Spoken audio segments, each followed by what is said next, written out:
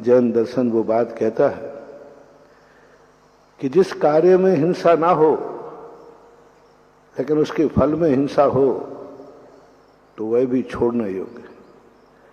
यानी बकरे के दूध क्यों नहीं पीते? बड़ा शुद्ध होता है बकरी का दूध। मैंने बहुत खोजा कि बकरी के दूध में क्या नुकसान है। खोजते खोजते एक पंडित जी के साथ में मिला। उन्होंने कहा बकरी का दूध इसलिए नहीं क्योंकि बकरा नियम से, बकरा जब होगा वो कटेगा। दूध शुद्ध है लेकिन उसका फल जो मिलने वाला है वो कटेगा, इसलिए लोग बकरी का दूध नहीं पीते। अब आज बहुत बड़ी समस्या खड़ी हो रही है। जो बकरी के साथ था वही गाय के साथ हो रहा है। लोग आज कह रहे हैं कि महाराज जी गाय को क्या पालें, हम पाल लेंगे। लोग एक्सेप्ट कर रहे हैं।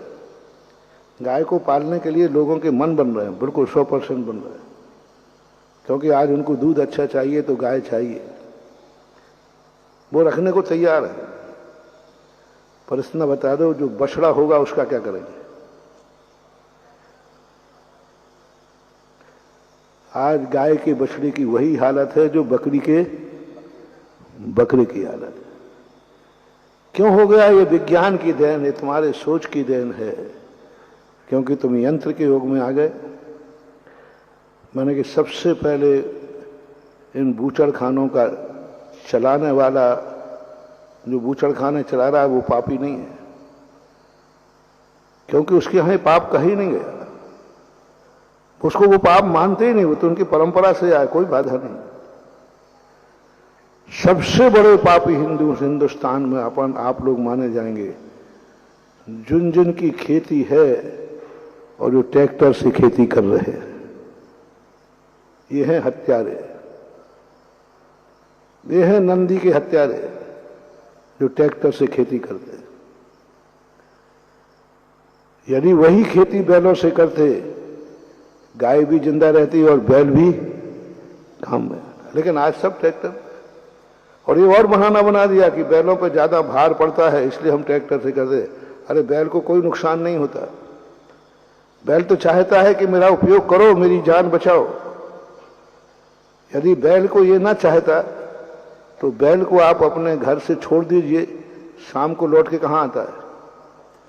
इससे सिद्ध है कि उसको आपसे कोई तकलीफ नहीं है, कोई तकलीफ नहीं है।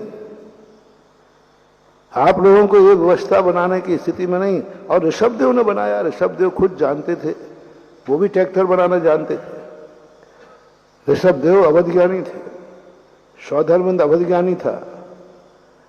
खेती के लिए वह ट्रैक्टर बता सकते थे, हार्वेस्टर बता सकते थे, सब बता सकते थे, उनके ज्ञान में था। लेकिन उन्होंने हल जोतना बताया। ये मत समझना कि उस समय विज्ञान नहीं था। ऋषभदेव के ज्ञान में विज्ञान था। उन्होंने कहा नहीं, हल जिससे करो। अब उनको जानना चाहिए कि ट्रैक्टर से बता देते तो हल बच जाते। उन्होंने कहा नहीं, अहिंसा परमो धर्म वाला अहिंसक व्यक्ति, गौभक्त व्यक्ति ट्रैक्टर से खेती नहीं कर सकता। गौभक्त है, गाय को मां मान रहा है, गाय को मानता है कि ये गाय हमारे गौवंश, श्री कृष्ण का वंश है। ये वंशज गाय नहीं कटना चाहिए। तो महानुभाव, तुम्हें एक ही कुछ नहीं होता है नारे लगाने से, ये अहिंसा के नारे लगाने से। सबसे मैं कहना चाहूंगा, आरएसएस से कहना चाहूंगा, हिंदू सभा से कहना चाहूंगा, जैनियों से कहना चाहूंगा, यदि गाय के प्रति तुम्हारा समर्पित है तो अभियान चलाओ। कोई जैनी, कोई हिंदू ट्रैक्टर से खेती नहीं करेगा, हल से करेगा। 100 हल रखो ना। पहले भी खेतियां होती थी, ऐसी बात नहीं। बड़े बड़े जमींदार होते थे, बड़े बड़े जमींदार होते थे कि नहीं? रज्जी लाल जी, बड़े बड़े जमींदार होते थे कि नहीं? अरे बहुत बहुत बड़ी जमीन होते, किसी के 10 बखर ऐसा बोलते थे। इतने हाल कठवा अमीदार होते थे, जमींदार होते थे। बैल सुरक्षित रहता था, और जिस घर में बैल होते थे तो गाय भी होगी, और जिस गाय में गाय बनती है उस गाय में, उस घर में कैंसर नहीं हो सकता, एड्स नहीं हो सकता। पर जहां तुम रहते हो वहीं गाय बांधो, गाय के मूत्र की गंध, गोबर की गंध पूरे मकान में फैलने दो, पूरे मकान में फैलने दो, एंटीबायोटिक है। जहां वो रहते थे उसी के बाजू में गाय बनती थी, उसी बाड़े में रहती थी। 24 घंटे में 1-2 बार व्यक्ति को गाय के पास जाना ही पड़ता था, कभी गोबर के बहाने, कभी लगा को धोने के बहाने, कोई ना कोई जाएगा। और जो गंध घुसती थी उसके मूत्र की, गोबर की, वो शरीर के लिए एंटीबायोटिक थी, बीमारियों से बचता था व्यक्ति। और उसी घर में बांधता था, जैसे सार बोलते हैं, सार बोलते थे। सार का अर्थ ही होता था जहां गाय बनती है। लेकिन आज तुम्हारे यहां ट्रैक्टर ने गैरेज का स्थान ले लिया। आज जिसको देखो उसको बीमारियां हो रही, थोड़ा सा कुछ होते ही कैंसर हो गया, ये हो गया। क्या करिए विज्ञान ने? विज्ञान देख लीजिए, एक छोटा सा सैंपल दे रहा हूं और देता हूं। जब विज्ञान नहीं था, एक वैद्य 10 गांवों को संभालता था, और आज 10 वैद्य एक गांव को भी पूरा नहीं कर पा रहे। एक वैद्य 10 गांवों को संभालता था, एक अभिमोदा 10 गांव को संभालता था आराम से, और सारी दवाइयां वो देता था, हर बीमारी की दवाई थी उसके पास। आज कान का डॉक्टर अलग है, नाक का अलग है, गले का अलग है। बीमारियां तो देखो कितनी बढ़ गई। तुम कहते हो विज्ञान ने विकास किया है। विज्ञान वो विकास कर रहा है, तुम्हें जहर दे करके अमृत दे रहा है। पहले तो जहर पिलाता है, फिर कहते हैं अमृत खा लेना। हमें पहले बीमारियां दे रहा है, फिर बाद में बीमारी की दवाई खोज रहा है। निकाल दिया उन्होंने पशुओं को, सब भेजो, सब अलग करो, पशुओं को खत्म कर दिया। पूज्य आचार्य महाराज ने विदिशा के अंदर बैलगाड़ियां बंटवाई थी।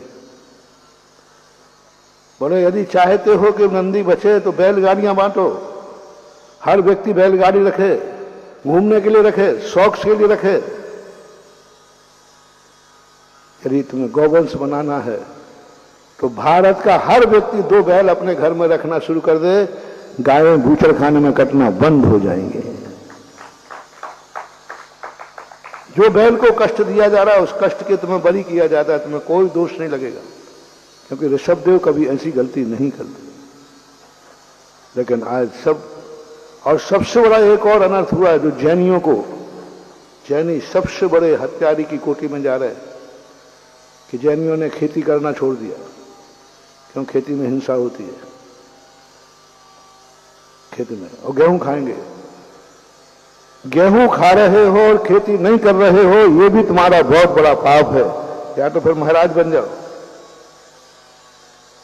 यदि आप खेती गेहूं खाते हैं, अन्न खाते हैं, तो खेती करके ही खाना चाहिए। ऋषि बनो या कृषि करो। और आज 90% जैनी खेती नहीं करना चाहता, बेचना चाहता है। और मैं कहता हूं कि ऋषभदेव का यदि सही उपदेश फॉलोअर है तो हर जैनी के यहां इतनी खेती हो कि उसके परिवार में खाने को जो चीज चाहिए वो उसके खेत में हो, बाजार से नहीं खरीदना, बाजार से नहीं खरीदना। आज सब बाजार की चीजें खरीद रहे हो। दूध घर का हो, अनाज घर का हो, कुआं हो, पानी घर का हो, सब चीज घर की होंगी। मेरा दावा है जिस दिन ये सब चीजें घर की हो जाएंगी उसी दिन 50% बीमारी खत्म हो जाएगी। 50 मैंने थोड़ा कम कहा है, 60-70% कह दो तो भी कोई बड़ी बात नहीं है। घर का दूध, घर का गाय, घर का बछड़ा, घर का घास, गाय का घास भी घर का होता था वो चीज। और घर का गेहूं, पहले गेहूं का स्वाद होता था, आज गेहूं में कोई स्वाद नहीं है, क्योंकि वो गेहूं ही खत्म हो गया।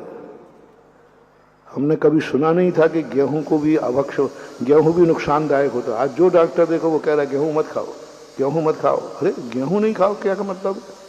ये अभी 5-6 साल से हवा चली है, 5-6 साल से हवा चली है, गेहूं के प्रति इतना निगेटिव है। धान खाओ, ज्वार खाओ, मक्का खाओ, चने खाओ, बाजरा खाओ, गेहूं क्यों नहीं खाओ? क्योंकि आज वो गेहूं रहा ही नहीं जो गेहूं पहले होता था। अब सब कैसे आएगा? 5 क्विंटल गेहूं उत्पन्न खाने वाली जमीन से तुम 20 क्विंटल गेहूं उत्पन्न करोगे तो बोलो उस खेती में क्या जहर डालोगे?